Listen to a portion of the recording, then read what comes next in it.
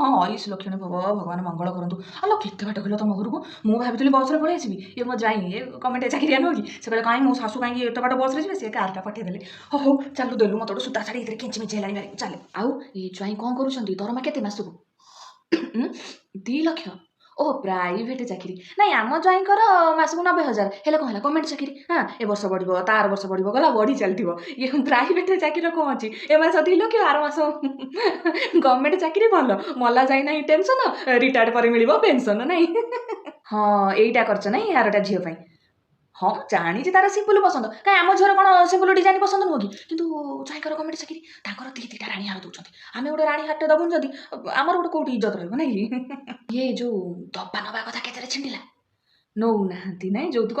ଆମ ଜ୍ୱାଇଁ ବି କ'ଣ ମାଗୁଥିଲେ ନା କ'ଣ? ତାଙ୍କର ମନା କଲେ କିଛି ଗୋଟାଏ ଶାଢ଼ୀରେ ପଠେଇବ। ଆମେ ଗୋଟାଏ ଶାଢ଼ୀରେ ପଠେଇ ଦେବୁ। କେଡ଼େ ବଡ଼ ଲୋକ ସେ ଗଭର୍ଣ୍ଣମେଣ୍ଟ ଚାକିରିଆ ଲୋକ ହେଲା। ଯେତେ ଯାହା ହେଲେ ଆମେ ଖଟ ଫ୍ରିଜ୍ ଆଲଣା ୱାସିଂ ମେସିନ୍ ଆଉ ଗୋଟେ କାର୍ଟେ ଦେଇଦେଲୁ ଆଉ ସେଥିରେ କ'ଣ ଅଛି ଆମର ଗୋଟେ ଇଜ୍ଜତ ବୋଲି ଅଛି ନା ନାହିଁ।